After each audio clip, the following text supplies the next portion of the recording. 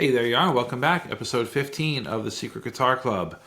So the goal of this whole project for me is to talk to anyone and everyone involved with guitars. I'd be interested in talking to someone who runs a huge process making 1,000 guitars a year, or someone who's just starting out making their first instruments, which is who I have today. Annalise Smith from Minnesota has just finished a 2-year program where she's learning to build and repair instruments. She shows us her violin that she built and looks just beautiful. I love the wood on that. And I enjoyed my conversation with Annalise. Please like and subscribe to the channel, and we'll talk to you soon. Hi, Annalise. Thank you so much for joining the club. How are you? I am doing well. Good. Well, thanks for being here. I appreciate your time. Tell me, you're from Minnesota, is that right? Yes, I consider myself from the upper Midwest due to the fact that I've spent a lot of time in 2 states, Michigan and Minnesota. Okay. Very good. And I follow you on Instagram. You are building cellos and other stringed instruments, and you've just finished your 2nd year of school building instruments, right? Tell me, what school is that? I go to a public 2-year college called Minnesota State Southeast. And you're focusing on building instruments, is that right? Yes, I am. All right, excellent. Now, you're obviously young, just finished your 2nd year of college. When did you become interested in stringed instruments, cellos, violins, and guitars? I have always been interested in various string instruments, even from when I was 2 years and younger, because I have musician parents. And what do your parents play? My parents both play clarinet. Very good, very good. Do you play any woodwinds? Yes, clarinet and saxophone are the ones I am proficient at. I also play a little bit of flute. All right, excellent, excellent. So tell me, what is it like going to school, learning how to build instruments? How did they, during your first year, how did they introduce you to that? Was there any knowledge that was required going in, or were you and other folks brand new to the whole world of woodworking and building instruments? The programs at Minnesota State Southeast are designed so that you can have 0 woodworking experience and still be successful. At the very beginning, my first year of college, I took the violin repair program, which was very nice. I enjoyed it a lot. I learned so much about hand tool woodworking. And then the next year, I switched. After I completed the violin program, I moved to the guitar program. And let's go back to the violin program. What was the top 3 things that you learned in that program? Looking back on that, what were the top 3 skills that you picked up there? A lot of repetition for violin setups, think like bridges and sound posts, as well as building a violin. That was one of my favorite aspects, and it tied all of the skills you learned in repair together too. The ebony work techniques, along with the occasional repair one may have to make in the construction process. So you were able to build a violin from scratch in that program, that first year? Oh, that's amazing. That's amazing. Did you get to keep it? Where is it? Do you have it? I have one of them in my room and one of them downstairs. One of them is approximately 2-3 meters away from me. So Go grab it. Let's check it out. sure. Here is the very first instrument I have built. Oh, it's beautiful. That's really great. Looks like a violin. And it's got that figured back. Now, what kind of wood is that on there? Is that... This is European maple back, along with European maple ribs. Nice. And European spruce top with Indian rosewood fittings, chin rest, tailpiece, and pegs, fingerboard and nut, and the saddle, which is visible right here, are ebony. Nice. Well, congrats. That's a gorgeous instrument. Now, tell me about the headstock on that. I've always wondered about that part of the build. Tell me about that part. Violin scrolls are carved by hand.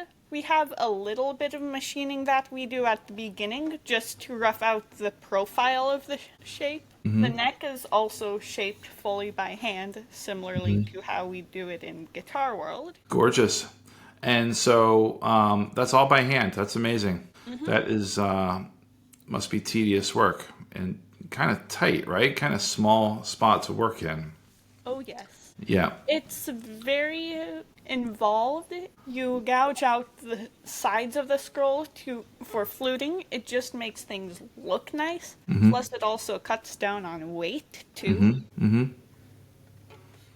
Yeah, it's beautiful. So that's amazing that you built an entire instrument your first year. Tell me about the second year and the guitar year and how that was different from the first year, and what did you accomplish in that year? In my time at the guitar program is more intense than the violin program and really gets you confident with power tool use. I had a little incident in the violin program that made it so I had a fear of power tools. The guitar program has made me get over my fear of power tools. Good. Because Good. we are using them so much. Yes.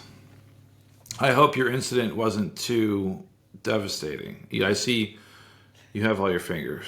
Yep, all fingers. Okay, good. That's the goal. That's the number one goal in woodworking, is to keep all your fingers. Yes. Now, tell me about the guitar build. What did you build during that year? So, I built a second violin. I started an electric guitar. Oh, cool. And I built an all-mahogany Larson braced single O with laminated bracing, a particularly involved rosette. Nice. Do you have that guitar handy? It is currently downstairs in need of more setup work. Gotcha. No problem. Now, which one was more satisfying to you to build, the violin or the guitar? Hard to say. With this year's violin, I had a complex repair that I needed to do, where when I was constructing my violin, on the back, the button broke off. So what I did to get over that is I used the techniques of guitar inlay to fit a spline to my violin, and I used some scrap from my electric guitar neck to create that spline, because it's strong sugar maple as opposed to European maple. Oh, that's great. Very cool. And I am very proud of that repair that I've done. Yeah. It was a challenge, but for all future instruments, I feel like I can pull that off now. Yeah, it's a journey, right? Every repair, you're gonna learn more and more with each one. So that's great. Very cool. And learning the overall construction process helps you get better at those repairs, since if you are having to re-glue a brace, or if you have a Gibson that has, well, if you have any guitar that has so many broken braces that the back needs to be taken off to fix them, being able to brace a guitar initially and just build one is very helpful for structural repairs. Yeah, absolutely. So you've just last week finished up that second week, or that second year of school. Yes. And I think you said it was a 2-year program. What's next? Next, I am moving on to the second year guitar program. Okay. And that starts in the fall? Yes. All right, great. And do you know what's covered in that program? Each student will be building an archtop guitar or an A-style mandolin, and then you have the advanced build, which can be anything that meets the complexity requirements. And what are those? It's okay if you don't know. Particularly concrete when they were explained to me. It's something that would meet the requirements is if one decides to make a set neck carved top guitar. Yeah. Anything pressed top. And I think you had said that you're preparing for a new build now. Is that right? And what summer? Yeah. I would like to start on my first viola. Oh, exciting! Cool.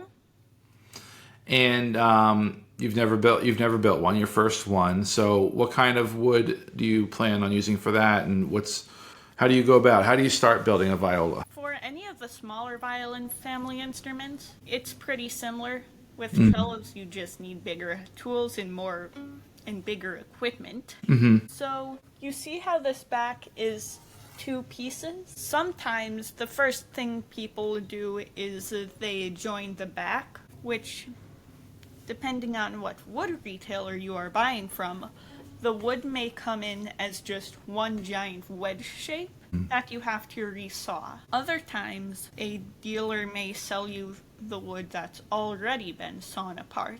The next step you need to do is run the wood over the jointer and then take the wood to the shooting board to make sure things are flat and square. So when you glue them together, you can get this nice seam that is borderline invisible. Yeah. And the backs and the tops, do you use the same wood? It doesn't look like it, right? No, you don't. For violins, it is either European or Engelmann spruce. Mm-hmm. And for backs, it is some type of European maple. I've noticed that in the violin world, we tend to be pickier about density of the wood, whereas in the guitar world, it's like, yes, why don't we go use a rosewood top for this guitar? It will still sound amazing. Whereas with the violin world, it is, we want we do not want the wood to be as dense as possible. We want it to have a particular measurement that I cannot remember off the top of my head. Yeah, cool. And probably want it light too, right? Yes. Yeah, exciting. That's great. So where do you picture yourself after college is done? Do you plan on doing instrument repair and new instrument builds when you graduate from college? Yes, those are a couple of the things I plan on doing. Mm-hmm. Building instruments, repairing them, as well as playing my own builds as a gigging musician too. Yeah.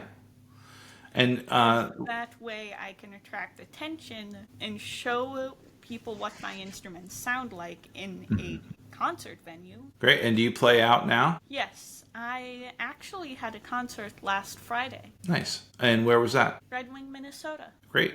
And do you play with a band or a trio or? Yes, I do. Yeah. And who are they? Grace Horn and the Cochran Brothers. Nice. So are they also on violins, or what are they playing? I am the only one in the group who plays violin family instruments. Grace, she is our lead vocalist. Okay. She also plays acoustic guitar. You Nice. have Jack, who would play guitar, bass. I think he has done some drum work with us before. He also has done vocals too. Great. You also have Satchel. Satchel he is mainly on drums. He has also played guitar and bass with us, I think. Everyone's pretty flexible and we all tend to switch roles. At this previous concert, I was constantly switching between violin and cello. Nice. It was a fun experience. Now, do you plan on any cello builds? Yes. Yeah. My advanced build will either be a 5 or a 6-string chambered body electric cello, or I may go with more of a hollow body type with a block of wood under the bridge in place of a sound post or bass bar. Okay, cool. Well, that sounds really cool. I love that you're building classical instruments like that. The cello I want to build is going to be optimized for electric playing too. Yeah, I think that's great. Have you played cello since you were a kid, and violin? Cello, yes. Violin was the very first instrument I started, but I got back into it senior year, knowing that the only college I applied for was for violin repair, so I really should be able to be somewhat competent at violin. Yeah, good. Well, good call. Yeah, good decision. Please excuse this thing being so out of tune. That's okay. No problem. Well, Annalise, I appreciate you joining so much. It was great to talk with you. It sounds like you're on a great trajectory, and I wish you the best of luck. Thank you. It was fun getting to interview you. Yeah, thank you.